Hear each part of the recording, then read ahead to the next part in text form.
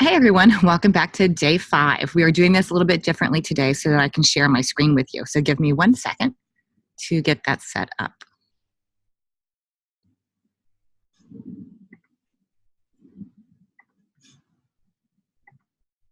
Okay. There we go. You should see a presentation as well as myself. Okay, so here we are, day 5 of my 5 favorite superfoods feature.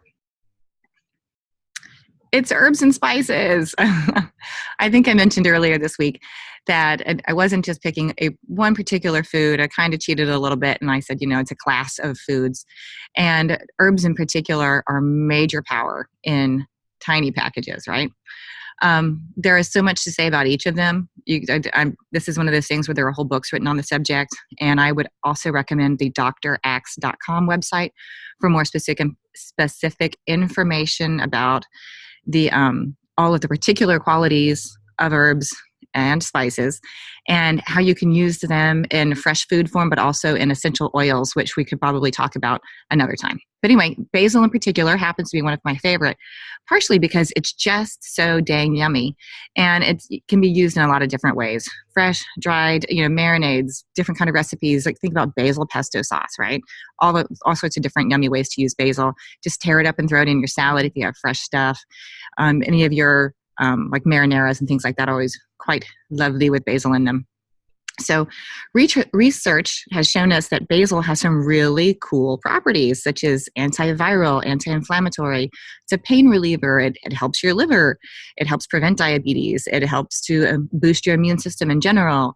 Could also help with blood vessel health or even potentially be a fever reducer. That's pretty cool stuff. But also, as a class, all of the herbs have really, really awesome astronomical ORAC scores. So what is an ORAC score? It sounds like something from the Lord of the Rings, right? It means oxygen radical absorbance capacity, right? So these substances, these phytonutrients, help to absorb or fight free radicals in your body.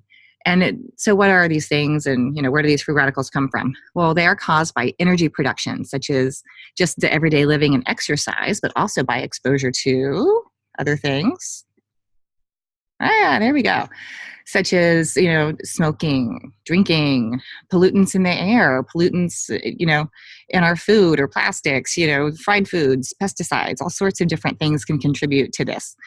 And these wonderful, free radical fighters, these ORAC substances help to clean these out of our bodies for us. That's pretty cool. So let's take a look for a minute at, like the ORAC values. And we know that vegetables are good for us. We know that some fruits are good for us. And so let's kind of look at what these look like in terms of their ORAC scores. So by the way, these are all based on a 100-gram sample right there.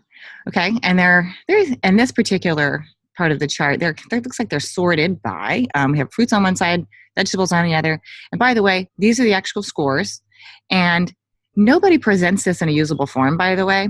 So your favorite Primal Health coach went online and spent quite some time figuring out how to make this into some kind of real understandable term. Let's translate this into cups, So anyway, so for example, prunes have a pretty impressive ORAC value of 5,770 in a 100-gram serving, which is kind of like 3.5 ounces, right? But what does that translate to in terms of a cup? You have to look these up individually because they all weigh different things. So for prunes, that's a little more than 3/4 of a cup of prunes. I wouldn't recommend eating that many prunes. I think we all know what would happen, right? Raisins, right? 2830 translates to about 2/3 of a cup. So, and then they kind of go down from there. Blueberries, one of my favorites. 1 cup of blueberries, 2,400. Those don't cause any issues, by the way, when I eat a cupful of blueberries a day. None. So there you go. Then let's pop over to the other side of the chart with the vegetables.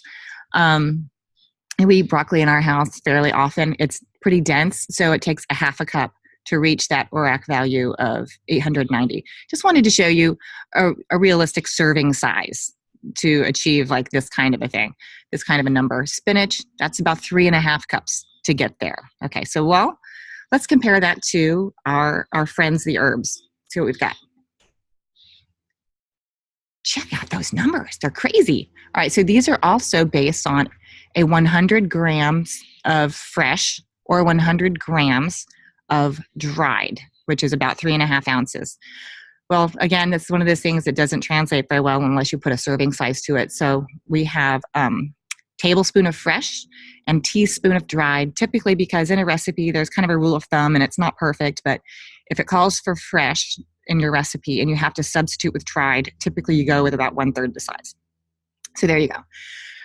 Basil, a tablespoon of basil, 682. Pretty cool. But look at that fresh number. Look at the fresh number of oregano, 13,000. Thyme, 27,000.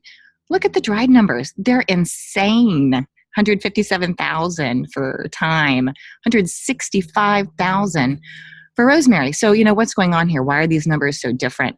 There are a couple of answers to that. One is when you dehydrate something, you're losing all of the water out of that item, so it's concentrating all the other pieces. And the other is some of the researchers explained that they theorize that the fresh items that they tested to come up with these numbers maybe weren't as fresh as actually the dried ones were, because many of the dried ones are freeze-dried soon after harvest, where some of the fresh ones go through longer distribution channels to reach you in the store. If you plucked it out of your yard, it might have a wildly different value. So there you go. Really amazing stuff. So let's say, a couple of teaspoons of basil would be, 6,400, which puts you well over even any of these down here below, right? So really good stuff. So you can really pack in just by a couple of tablespoons of fresh or a few teaspoons of dried into your recipes can make something really a lot more higher as far as an antioxidant. Like for example, where did it go? Like rosemary, dice that up and put it on your meats. Thyme makes a great, like a red wine and thyme vinaigrette. Really super yummy stuff. The basil pesto, there's got to be a ton, like thousands and thousands of ORAX values floating around in that. So there you go. Have fun with that. Try to incorporate some of these if you can.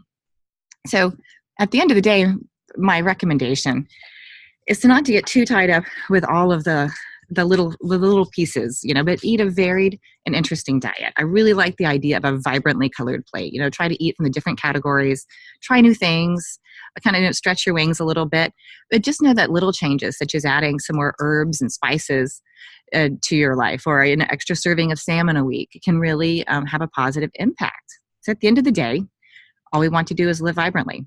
So thank you so much for listening in with me, and I hope to see you in the group. Bye.